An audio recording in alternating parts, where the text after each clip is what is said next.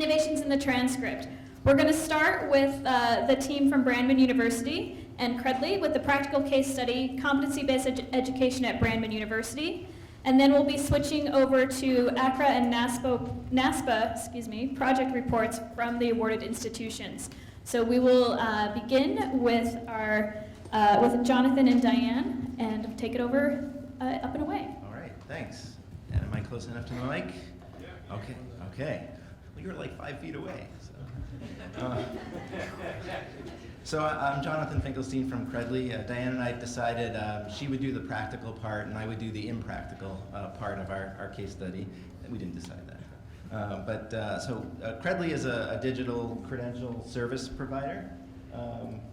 Not a clicker. Yeah, I might have to stand over here to actually make this work. I'll do that. Oh, then you can't hear me. We'll switch. Okay. Oh, there we go. Is there a magic word? Maybe just clicking on it. Okay, that'll do it. So we think of credentials at perhaps the most granular level possible, because we think that credentials are really any kind of claim that is verifiable in some kind of way. And I think we can all agree that credentials are really good. When you go to pick up your rental car, thankfully, even if there's a long line, you don't have to take a driver's exam while you're there, because somebody else has done the work of assessing that for you. And that's when credentials are working really well. It saves a lot of time and it's extremely efficient. It can be especially efficient for employers as well. Yeah, there's a little feedback. Okay. There's nothing like having two Jonathans, a slight echo that can help. Is that okay? All right. Employers value certainly verified credentials. It's a big topic that we're talking about today. Of course, degrees have had the longest unprecedented run of being the only credential that tends to matter in higher education. And we're going to be talking today a little bit about getting to the level of competency and what happens when you apply a credential. I didn't read my horoscope this morning, but it probably says something about feedback, I'm guessing. Let's try that.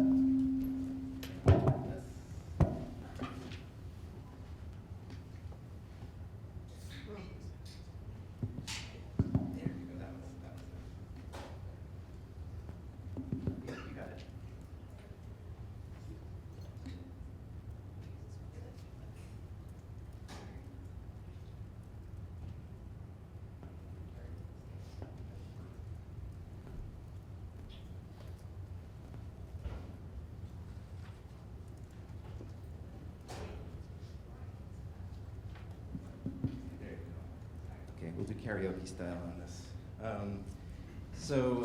Yes, so where were we? So the degrees are, of course, being unbundled into competencies. And Dan's going to talk a little bit more about this.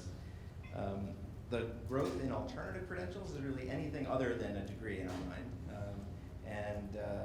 We know that the pace of credentials of alternative credentials are growing. We heard Dr. Carnevale talking about this morning, but the availability of credentials other than traditional bachelor's degrees are expected to double over the next few years. And we do know already from our own experience and from colleagues at LinkedIn and elsewhere that when there is a verified claim or credential on your profile, whether it's on LinkedIn or on a community where people are searching for people with specific skills, that signal really matters. It helps people be found and discovered. We also happen to think that when the credentials are in a digital format, they're a lot more useful than the analog format. So when you hear from Dan in a few moments, we'll be talking a little bit about how that transparency, how that data, once it becomes digital, is especially important to the students that they're serving in competency-based ed programs. But first, just a few words about digital credentials and why we think they matter especially. First of all, they are free from the environments in which they're earned. So when people complete a program at Brandman University, they don't have to go back to the registrar to request a piece of data, which is a monolithic, opaque paper credential. They can actually get just the specific verifications of claims that they need. And they can also store them across organizations, not just at Brandman, but elsewhere, including their employer. They can selectively use them in both human and machine readable ways. We'll talk a little bit about that when Diane shows us a little bit more about the program. For example, here you have a few digital credentials earned by someone in their competency-based ed program. You can dig right into those, see the actual data behind it, see the actual work product that a student might have done to earn that particular competency, and then that student, because it's within their control, has the ability to push that data out to places that matter to them. So the concept of owning your own credentials is something we think is especially important, and also especially important in competency-based ed programs. But there's also a pull component to this too. Once you give permission to an employer to see your record of competency, these verified claims at any level of granularity that might matter to you or to them, you can certainly see these credentials being pulled not into just public spaces like LinkedIn, but also into intranet systems and other places where people are searching for talent. Brandman is one of now thousands of organizations who are looking at digital credentials or issuing them for very specific competencies across the whole workplace continuum. We'll focus on CBE, but we're finding that regardless of where the institution lives in the marketplace, they're seeing similar value when it comes to why they are issuing credentials in a digital format at the competency-based level. First of all, it simplifies and unifies the way they record and recognize the learning and the assessments of learning that are happening, whether it's in a learning management system, whether it's based on a face-to-face event, people who are using attendance at events to record time on task, as well as assessments at those events, whether it's customer relationship management systems that have a whole range of data that can help someone make a claim about somebody's competencies. And they're also finding that they are better able to track and follow where these competencies are being used in the marketplace once they get to a granular level that people are using to actually apply for jobs or promotions or to actually keep their jobs. And that is true whether you're looking at public profiles, as I mentioned, or in the case of this large insurance company, all of these credentials become part of somebody's profile and searchable, so you know exactly who in the company has the skills you need for a given project. I'm going to turn now to Diane, and we'll hopefully save some more time to talk about the digital nature of the credentials. But Diane and Brandman have been a tremendous leader in competency-based education, one of the first institutions to be approved by the U.S. Department of Ed for Title IV reimbursement on the direct assessment model, and also a whole string of other firsts in terms of the kinds of programs they're doing. Dan will talk about a few of their programs, but one in particular which bridges the world of industry credentials with the kinds of credentials that higher ed institutions I think, will be increasingly in the business of providing. So Dan, I'm going to turn to you. I did all the hard work of making sure that the microphone was working, so. Thank you. Well done. Can't tell you how much I appreciate that. Anytime. Oh, well, good afternoon. I'm Diane Singer, and I'm with Brandman University. I'm an assistant professor of marketing, but my role relating to CBE was that of the curriculum development lead. I led the project on both of our CBE projects. The one is a BA in business administration, and one we're working on right now, which is a BS in IT. And I have to say that in the session I attended earlier, Scott Bass was talking about the need for IT professionals, and we're talking about the jobs that there are. There are 10 jobs for every one candidate, and here we are doing a BSIT. And we also talked this morning about the need to have industry inputs as you develop this curriculum, which we did. And so let me tell you a little bit about our CBE programs. So first off, the way we develop these is we start out by talking to industry. That's where we went to first. We went to our business partners. We're based in Irvine, California. So we know a lot of really high-tech companies in the Irvine area, and we also did a lot of travel around the U.S. And we collected information from employers about what it is they want a competent IT professional to look like. What's the skill set you're looking for? In addition to the power skills, the teamwork, the collaboration, the critical thinking, the ability to communicate, we're also technical skills. And this morning we talked about the need for programmers and for cloud computing. And this is the same kind of feedback we got from the industry. And so we went back and we did a lot of research, and we came up with some core competencies that the IT community tells us are essential in their hires. These are the things they want to see their candidates bring to the party.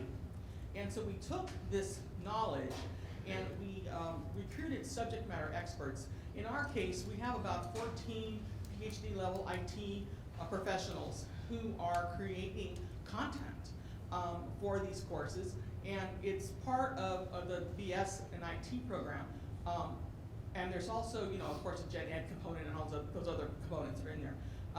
But what's really cool about our CBE, and how many of you know about CBE? That it's not about seat time, right? It's about getting the work done. It's not about. It's not. It looks different than the traditional model in so many ways. It's really about mastery, about students who enter our program, and they may come to us with a specific skill set, and we identify what that is, and then we teach them what they don't know. We don't teach them what they already know. We teach what they don't know. And we have this direct assessment model. Everything's project-based, where we're driven backwards design about what it is the employer wants the student to know and what it is the employer wants them to know how to do. So we take these subject matter experts and we work with them to develop the content for these courses. And again, following this backwards design model. But the really great thing about our BSIT, which is unique, is that for certain competencies, you graduate with your certificate, your certification in this particular area. So if you're an A+, you're going to get an A+ certification. If you're going to do cloud computing, you get a cloud computing certification. If you're networking, these are your certifications that the industry says are very important because they prove not only that the student has this knowledge, they know how to do this thing. All of our assessments are project-based. We look for students, we teach students what they need to know, not just to pass that certification exam, because that's important, but the projects that they're going to be completing support that knowledge, but it also demonstrates what the student knows how to do. And this is where the badge connection comes in. Because we have 5 different badges and they fall in different buckets. And students will, once they complete a course of study and they earn a badge, the data, the project that they completed along with that certification, it's attached to that badge in the way of metadata. What's really sexy about our application is this is connected, as Jonathan shared, with social media, in our case, LinkedIn. So not only do you, as the student, have this mastery, a portfolio of your work, now it's in social media and you can release the evidence of your knowledge to whomever you want to have this information. And that brings us to the point they made earlier this morning. How do we know that when you hire someone, they really know what they need to know? How do we know that? It's really hard. I always think of hiring people as like buying bacon, right? You look in that little window at the supermarket, the bacon package, and you say, is this gonna be a good package or not? Maybe not that one, I get another one. But you really don't know until you get home and open the package whether that's a good package of bacon. Hiring people's like that. But when competency-based education connected to badging, and you get a glimpse into that package without having to buy the package. And I think that's one of the great innovations of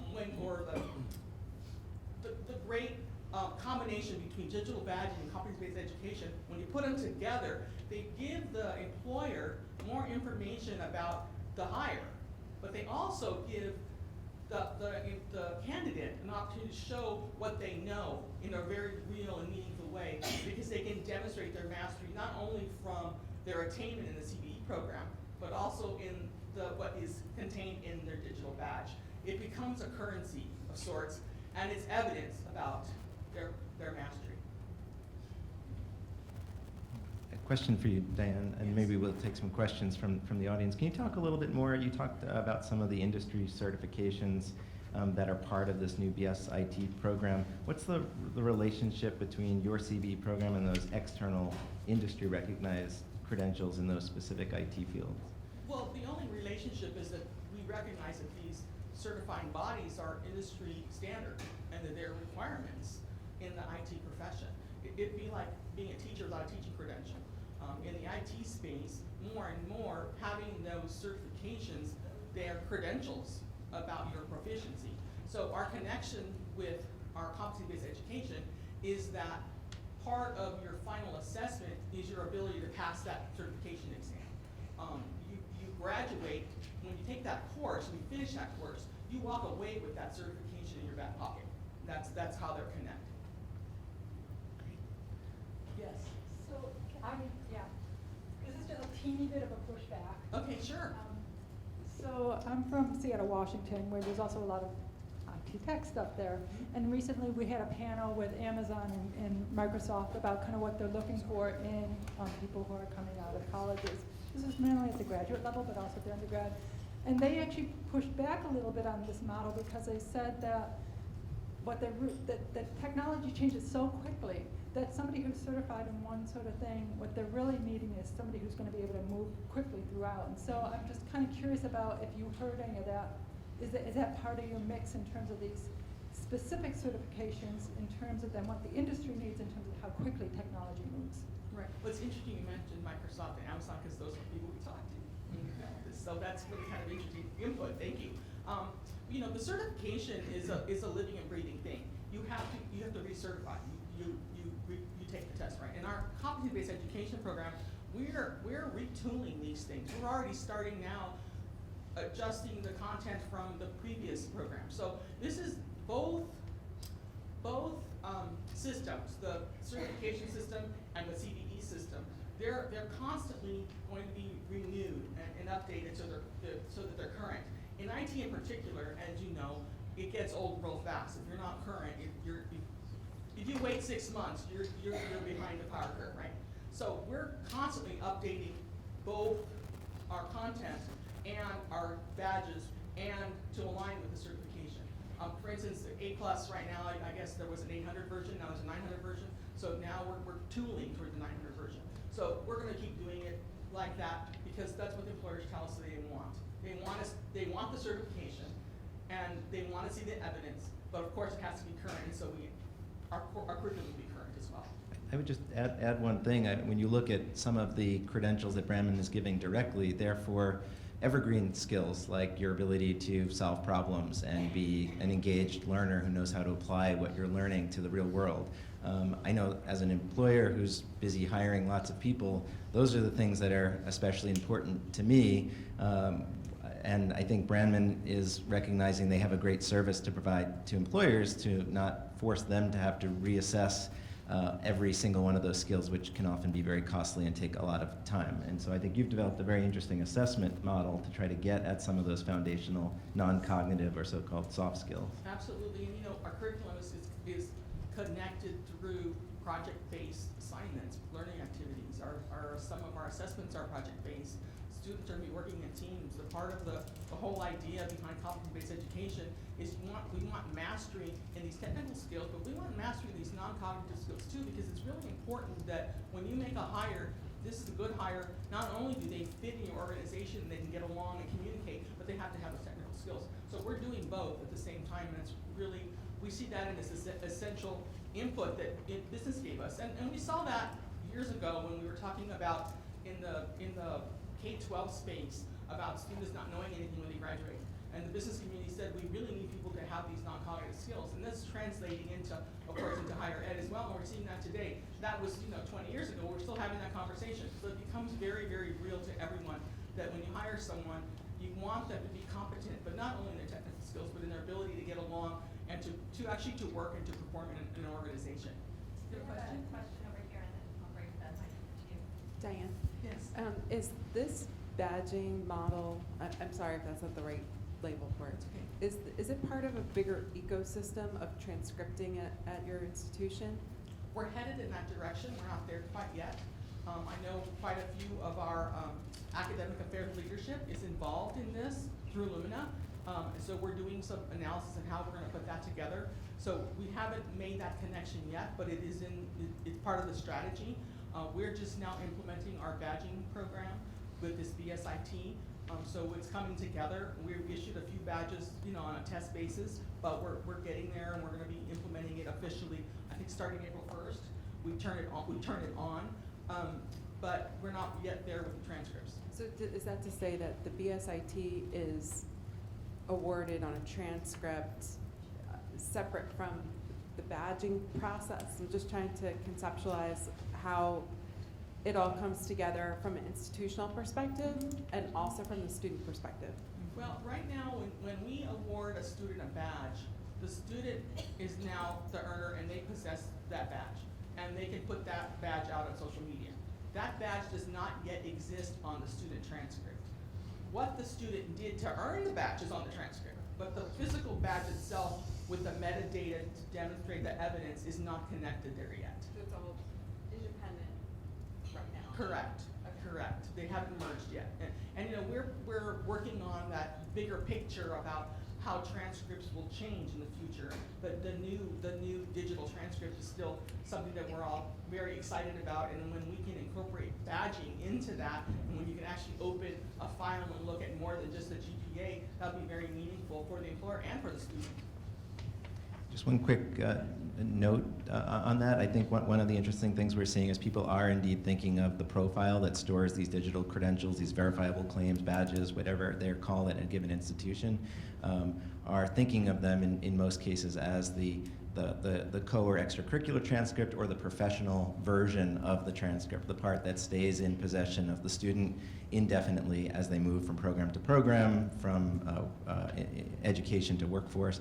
There are already really fascinating examples of employers who use the same profile and actually have people importing their credentials from educational institutions onto their workforce profile. So if we think of it more as the verified version of a professional profile than an academic, than the role played by a current academic transcript per se. So for both logistical reasons and I think for so many practical reasons, I think schools are currently still seeing them as filling two separate needs, although they both have the concept of verification in common. So these badges up here, these are badges, right? Yes. Yeah, our badges. so you get that badge by virtue of having taken a specific course where the competencies related to that badge are embedded in the course and the project. And can you achieve the badge without having taken that course? It has to be in the context of a specific course. Not right now. Yeah. Not right now. You have to have completed the coursework for that competency. Everybody who takes the course gets that badge? Or you- Whoever has mastered that competency gets that badge. And some badges fit in these different buckets. We have actually 5 different buckets. So the badge fits in there. Any other questions? A couple of just quick additional pieces to add to this. I think when it comes to competencies in higher education settings, we're seeing people use this kind of an approach both for things that are happening within formal classroom instruction, like the course. In this case, we're talking about CBE, and it is in the context of a bachelor's degree. As you work your way to completion of this traditional credential known as a bachelor's degree, you're earning very specific other credentials that lead to it. There are some models such as the one at Deakin University, which still has not given up on the notion of a master's degree having value, but has turned it on its head, which is really the way a master's degree used to be, which is you worked for a period of time and then came back to show that you'd mastered something and had somebody come and validate the skills that you'd been demonstrating in the workplace for some time. And so their model is not dissimilar to Brandman's in that you earn a digital credential by taking a direct assessment, but you're not signing up for a master's program in their case. You're paying $400 and having someone assess a specific skill like your communication skills, like your leadership skills. And then if you choose, you can trade those digital credentials, all 15 of them, in for a master's degree with a capstone project. But the fact that it happens to bundle together to form a master's is useful for certain people, but may be unnecessary for others. And they're finding that employers are signing up teams of people or individuals to go get just the skills they need, relying on higher ed to provide the validation and the assessment and the validity that comes from knowing that your skills were assessed, and in their case, by a third party. And then the whole realm of, as you were, Keith, asking about, Kevin. That's why you didn't look up when I said your name. That would explain. To non-cognitive skills such as like the University of Notre Dame, which is recording everything from your audiovisual editing skills to pre-med requirements that include volunteer activities. Illinois State University doing things like rewarding recognition for honors types, things like research, travel abroad programs, leadership development, all the kinds of things I look for as an employer when I'm hiring. And so It's another way of looking at competencies. Again, verified claims that save someone along the line a lot of time and having to reintroduce and explain themselves and be reassessed. So, you mentioned that you started out by working with subject matter experts in the IT field, IT professionals, to develop your curriculum for this program. I'd like to know whether or not you're still working with them, and if so, how? And do you have any type of articulations in place with business and industry who participate in this project to actually hire students who have achieved the badges that they helped to develop? Great question. We have a business and professional studies, School of Business Professional Studies. That's where our IT academic department resides. And we have an industry advisory group that we work with. And we, in fact, they helped us design the badge. And they also helped us with our deciding what our buckets look like for our badges. And so these folks are instrumental in working with us to validate our academic program structure. Now, how does the content look? Is this really what industry wants? And we gathered information from all these corporations, but we drilled it down with local people that we see face to face every day, and we can talk to about this. Now, our faculty, the subject matter experts we brought on board, we work with them with, we have 4 different levels of subject matter experts. 1 and 2 SMEs, 1 and 2, they actually develop the content. So they play off each other like a team. The third SME is responsible for making sure that the content that's being created aligns with Brandon standards and that it's connected to our learning objectives. Very important piece.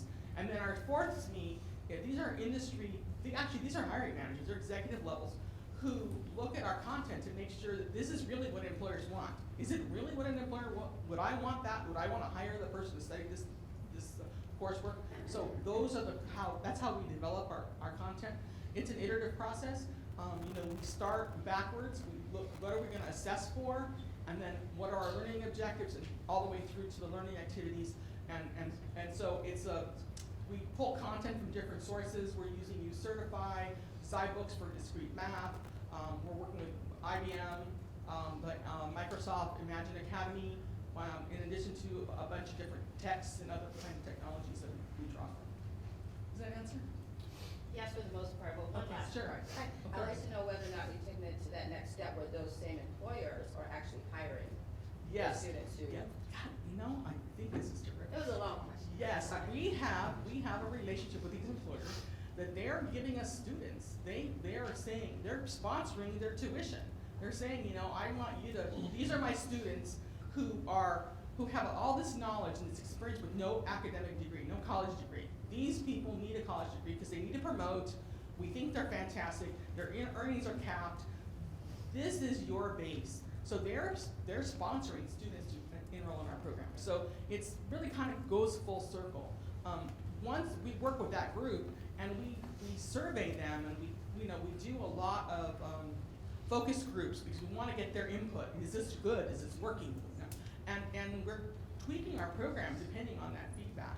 And then we're also going to have our B2C, which is where we offer this to the general consumer. Right now, we're really kind of working with private business on this. We're not really opened it up yet, but we will be opening it up soon. Excellent, thank you. Any other questions? Yes, sir. Yeah, I had a question. I'm sorry. I was fascinated by your comments about you're constantly updating the competency requirements and the badges. And you're doing this at a much granular level, more granular than traditional credentials. I'm just fascinated, how do you start doing version control management? So when something changes, does the name of the thing change? Do you tell people these things have changed? Do you tell the students who have the credentials already that we've changed this badge? How do you do version control at such wonderful granular level like you're doing? Well, it's been an interesting experience because we've got the catalog to deal with. We've got students enrolled in this competency, and we bring them in on the new version. There are a lot of student services kinds of things we need to consider. I'm from academic affairs, so we really care more about the teaching and learning. I don't know if it works services well, maybe it will. But we have to care about that because that's what affects our version control. We learn that the hard way, right? And for instance, we have a lot of multimedia content, for example. We have links in there that die because the host killed the link. And so we have to go back and update it. So we're constantly reviewing the content for that kind of thing. But in terms of version control, we're in the process of doing that now in our Bachelor's of Business Administration. The BSIT, we're developing it. We're in development, so it's very current. But in the BDA, we are constantly working on this and working on how we're gonna do that. And through our LMS, there's a way to section off the courses, which ones are for these students, which ones are for these. I can't get into the specifics, so I don't really get there, but I know there's a way to do that. And we have version control tools, we use SharePoint, you know, we have stuff archived. There's a whole bunch we're learning as we go. We just did the first BBA, we started it in 2013, we just launched it in 2014. This is all very new, and so we're learning as we go along. And in terms of being granular, yeah, it's a lot of work with this together. This is a different thing. This is not like developing a regular course for a college course. This is so much different because it involves technology. It involves all these kind of new and sexy technology. We're incorporating like adaptive engines, and we're going to be incorporating IBM Watson for a teaching assistant. There's all these really cool things we're implementing, which we don't do right now in a regular course. So we're learning as we go, but it's been exciting, and it's launched well with very good feedback from our students.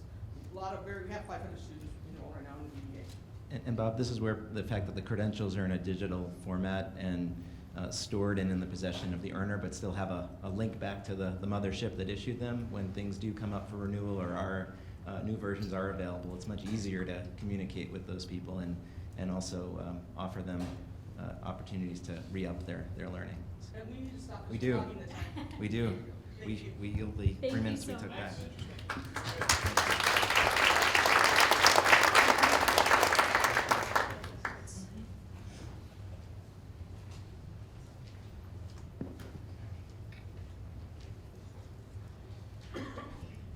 Okay. Do you want to move slides for us? I think that might be easier if we just, rather than trying to wrestle with the audio, if you wouldn't mind. Hi. Hi. We will try and be as brief as possible. Realize the second half of the 50 minutes is now 9 minutes. So we can go till 2? Okay, great. Thanks. Okay, wonderful. Then, oh, wow, then we'll just really talk a lot. Okay. So hi, I'm Tom Green. I'm the Associate Executive Director at ACRO, and I'm going to lead off here just a little bit, and then as we go along, we'll just have each of us introduce ourselves. We want to try and help connect some of this together, and boy, I couldn't thank somebody enough over here on this side asked about what's this look like on a transcript. Well, here we are. So we have a project going on to try and answer that question, because it's a question that's been coming up a lot. And ACRO, our association, the American Association of Collegiate Registrars and Admissions Officers, for over 100 years has been the registrars group. So of course, people are coming to us and asking this question. NASPA also very involved in this, and people are coming to NASPA and saying, what's the co-curricular transcript supposed to look like? What are we supposed to do? We're having students ask, employers ask, people are asking, what should we produce? So that's not quite the way that transcripts and things have been developed over the last 100 years. They've come about rather slowly over time and practice, and then standards emerge and best practices emerge, and then all of a sudden you have a transcript that everybody can recognize as being what it is. Now in the 21st century, that time space is being compressed into a nanosecond. And so we're trying to accelerate that process right now to try and help answer that question for higher education and for others. So I want to give you a little update about a project that we're doing, calling it the Comprehensive Student Record Project, not the Changing the Transcript Project, because that tends to get a little bit of pushback from people. And also the transcript as we know it today actually has a tremendous amount of value within higher education. If you're talking about exchanging transcripts with one university or college and another, there's a lot there that's used on an hourly basis at colleges and universities.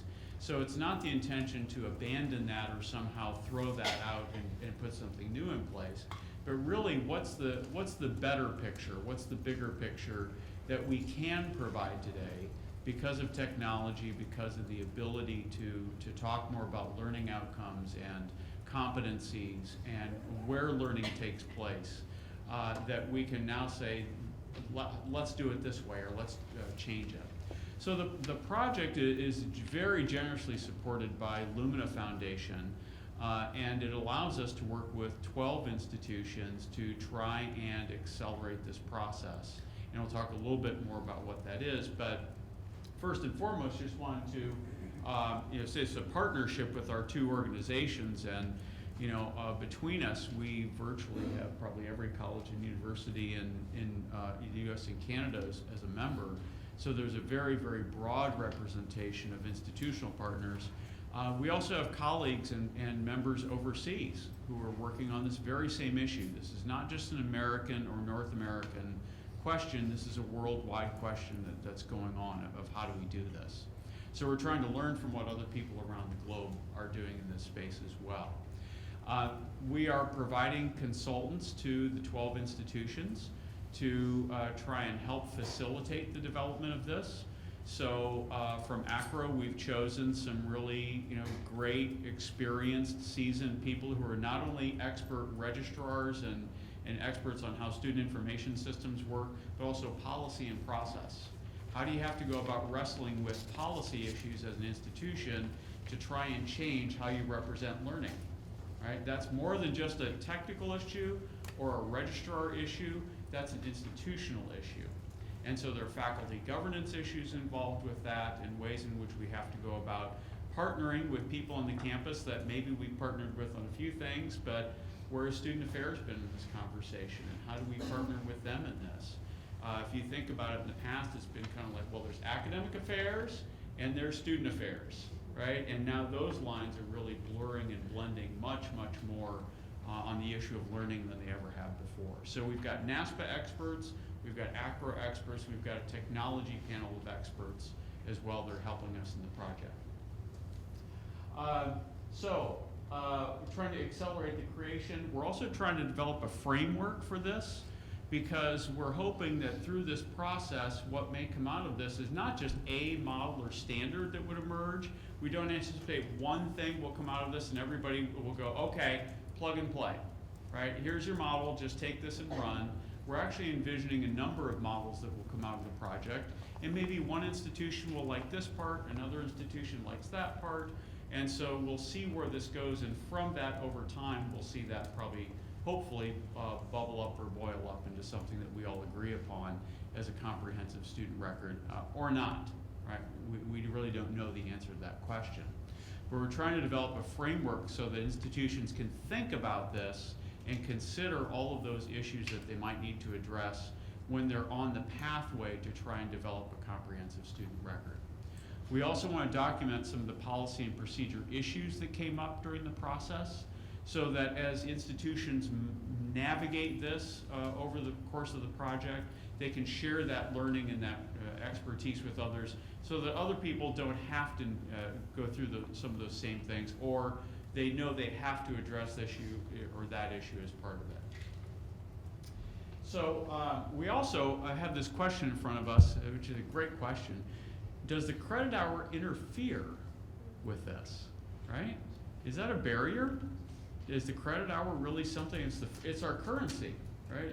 Of American higher education especially, the Carnegie unit or the credit hour is what we've all used to trade horses on whether or not you've achieved competency in mathematics or algebra, right? It's there. You've had 3 units of this or 5 units of that. And so is that in fact now being seen as a limitation on how we might be able to innovate in this space? And then just a point on number 6 here, I just want to say, what we're looking for institutions that were working in hopefully all 3 of these things, but really any of these 3 or more than one of these, which would be learning outcomes beyond the course level.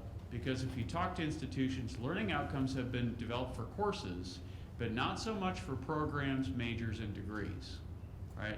Far less of that is going on than there is actually going on at the course level with learning outcomes. So we wanted to see how those might be at higher levels. Second is learning outside the classroom, and the third is competency-based education. So we're very fortunate to have representatives from institutions that could do all that.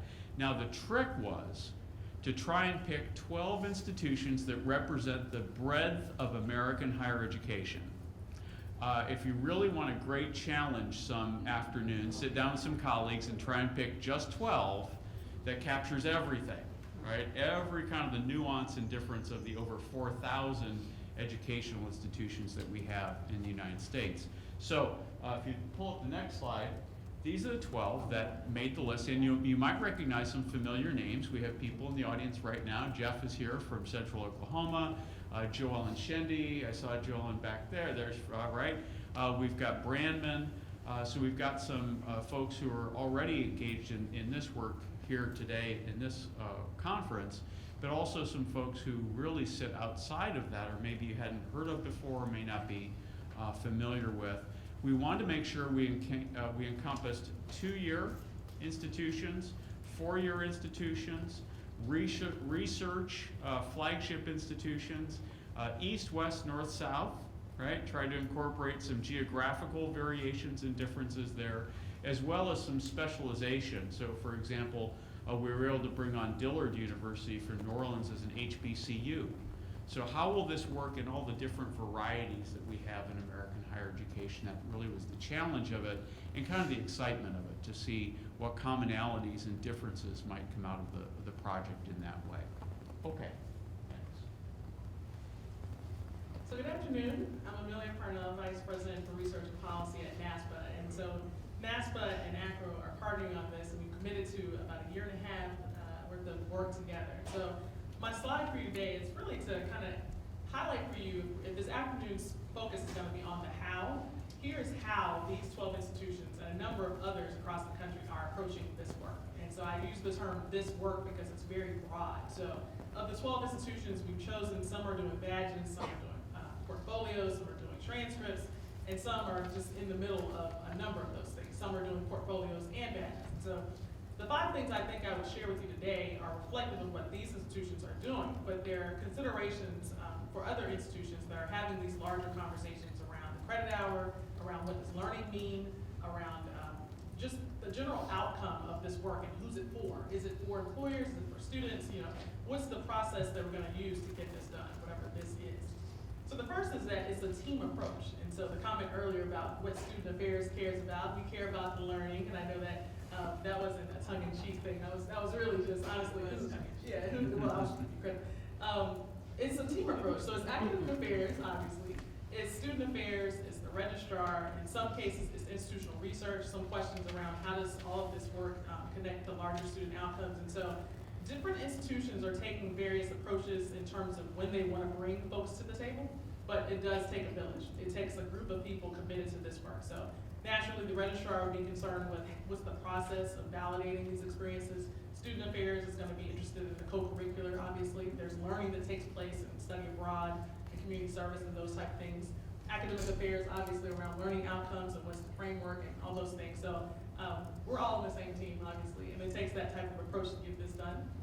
The second thing is that we want to try to include the full student population. So if you all were in that first session earlier, that conversation around low-income students or underrepresented populations, there are still more people in that conversation.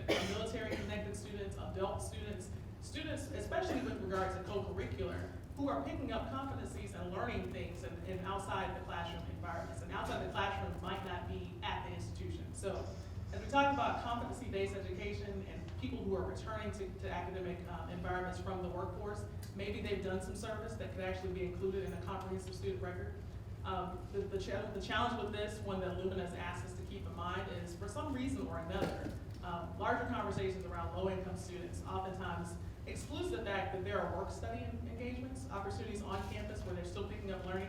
And we realize that the student population, as it changes, is going to have a number of challenges, one of which is finances, and it's going to require a lot of them to work, but it doesn't mean that they can't participate in the co-curricular. So there's a challenge there. I don't know that every student, regardless of income background, is going to be able to do study abroad, but they can still pick up cultural competence in other areas on campus. So the third thing is communities of practice are forming. So if any of you are familiar with the CBEN group, that's one community of practice. There are also communities of practice forming around disciplines. And so I talked to the University of Pittsburgh, and they have a campus-wide approach for this, but they've taken that and modified it a little bit specifically for their business school. And so they have a set of outcomes and a document that they're using to kind of guide what business school students are going to be able to label as their soft skills. We call them the dreaded soft skills. It's not just communication and critical thinking, but they've started to network with other business schools. And so this larger campus-wide effort is starting to get down to discipline level. And so they're sharing their model It's a tool called Suitable. It's a web-based platform that students can use game theory to see where they are with developing their skills compared to other students in the same discipline. And they shared that model with, I believe, the Arizona State University and some other schools. So there are communities of practice forming and folks that are networking to the point where they want to know what each other is doing. So I think what we'll see with these 12 schools is a really good launching pad. These are schools that are not just getting off the ground, they've been doing this for a while. But as we learn what they're doing, the network is going to expand. The fourth thing is we wanted to have students start thinking more holistically about their learning.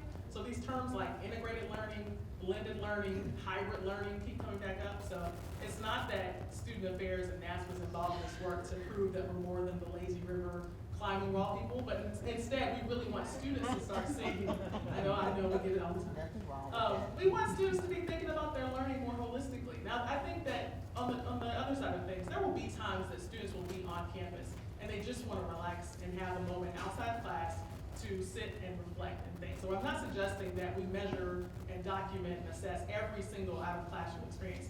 But if they're doing a month's worth of work in a service environment, we should be thinking about how they can document that. If they're doing peer mentoring or other leadership roles, we should be counting that. And then the last thing is that these schools are consulting larger frameworks for this. And so the LEAP framework and the PQP are usually the two that most campuses start with, but I think there's some challenges in that, trying to figure out exactly how you map that to the co-curricular. But for the most part, I think as we start to see these communities of practice form, we'll see these models, and maybe the formation of some new models, to have a framework around it. So this is where our academic affairs friends will probably be involved and help us do this. So I'll pass it over to Rodney, and he can tell you more about the Elon process, but I think these 5 things reflect kind of how they approach the how of this work. So I'm Rod Parks, I'm the registrar at Elon University, and it was, I think, a year ago that I was talking to Matthew, and we had this idea about we could use the Elon co-curricular data and turn it into a visual representation, in essence creating a new transcript. And Parchment was kind enough to lend me one of their programmers to create a prototype, and then of course ACRO and NASPA was kind enough to give us some money and to create a new transcript. And what we've done is basically take that co-curricular data that was in text-based format. And originally, I don't know, many of you probably know, we had already worked with Parchment to take and combine the academic transcript with the co-curricular transcript into one PDF. And so basically what we've done is we've decided to take this and move it to a visual representation that students would be able to use on social media. Now, as you see up here, this is actually version 13. You know the programmer that's working on this loves me. I just got an email saying version 14 was ready, so I don't have that one ready for you. But what you're looking at is a real student transcript. I blacked out the name, but you can see the seal in the background, the transcript being signed. And in this first page, you know, when we originally did the prototype, we had this idea that we'll put it all on one page and look great. And then we started to create this and realized that the data does not permit that because we have some students that have a lot of experiences out there. And so we did move it to a 2-page document. It starts with a summary of the experiences, shows the number of positions, what we have it now, but we're going to change that to terms, the number of internship hours, the number of service hours, global education, how many places they've studied globally, and then how many leadership positions that they've had. So it gives you a comprehensive summary, and it breaks it down by academic year to show you all of those experiences. Now I chose this transcript. I was thinking I'll choose a really cool looking one and show you a really cool looking one, but I chose this transcript because this is the average Elon student. So this is what most of them actually look like. So if we can go to the second page, we take the same data and we have turned that into the visual representations. And as you can see, service now in the lower left-hand corner, and if you want a copy of this, I actually made some photocopies because I know it's kind of hard to read from the background. But you can see in the lower left-hand side, it shows the number of hours and the various service entities that student has served over the 4-year experience. It pins on the global education map all of the places that student has studied abroad. Every research experience that the student does is converted to hours and then placed on there as a bar graph. In the upper middle, the leadership experiences in the upper right. So any leadership experience that the student has served on campus is in the upper right. And then the internship hours, or the number of internships the student does, in the upper left. Our original prototype also showed the company logo with the number of hours, and we will get to that point where we put the company logo on here. What we discovered, and if there's registrars in the room, you can feel my pain, the data is not exactly perfect. Elon has been collecting this since 1994, and I think the 1994 data showed up first on the visual transcript. So you can imagine, I feel like I'm going through a banner implementation again, trying to clean up all of this data. Other issues, you can imagine, as registrars, we store a location for study abroad, but who ever thought about what we would do a semester at sea? And somebody said, well, Rod, you can put a boat in the ocean. And I said, you're pushing it now. We got 14. I think the programmer would strangle me at this point. But moving forward, this has a lot of potential. If you can go back to the first page, one thing that we'd like to get to is, we have a strong relationship with our Student Professional Development Center, Career Services. You can imagine they have all been trained on this and working with the students to, build their 4-year experience, working with academic advisors saying, you're getting advised academically and co-curricularly today, giving out brochures, the registrars meeting now with the Career Expo and handing out free co-curricular, transcripts and that kind of thing, really getting the buy-in from the students. But you can imagine with the Career Center, putting the student's professional picture on here. And the goal of this, and this will go live in May, the goal would be that the students would take this visual transcript along with their electronic diploma, and they would upload it to the social media sites. So it begins to paint a college graduate very differently than what our traditional academic transcript did. One thing we've noticed, from producing these transcripts, the number one thing we hear from students on all of this is when they look at these transcripts and when we get their buy-in on all of this, when it comes to building this kind of stuff and the student government and everything, the one thing that they all say is, wow, I had no idea I did all of this. Because Elon is capturing these co-curricular experiences. The students aren't uploading anything. So we are certifying all of these experiences for the students. And so all of a sudden, they're starting to reflect on what is that 4-year college degree? What did I really earn over the course of 4 years? And a lot of times they'll even say, wow, I have some things I can talk to my employers about. And that is exactly what we want them to be thinking about. We want them critically reflecting on those academic and co-curricular experiences together and communicating that they actually have the skills to meet exactly what the employers need. And if this tool becomes a standard that registrars can provide, then this is one more tool that helps the student to communicate that they do have the skills to earn that job. And so I think we're in early stages right now. We got a long ways to go. You can imagine have been showing this to campus, and now I have 42 meetings from all the professional schools saying, I want my own co-curricular transcript. And all these visualizations, can you make mine different? And I think moving forward, we've talked about, being able to, share the platform and other people to create their own visualizations. The platform itself was created in a way that it takes nothing more than an Excel spreadsheet to create the visualization and the PDF that Parchment will release for us in May. So it's really created in a way that's going to be user-friendly for other institutions that want to follow in this path. I haven't heard anybody speak yet to issues of privacy or security.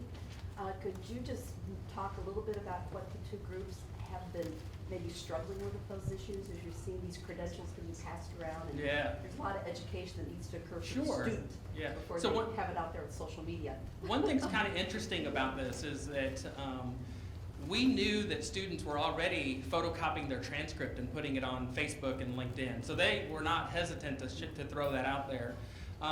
Registrars have moved away from putting, detailed information on the transcript. I mean, most of us only have month and year and birth and name now on the transcript. But you can imagine a transcript like this is really no more than directory information for students, and then it's educating them on making good choices with this information.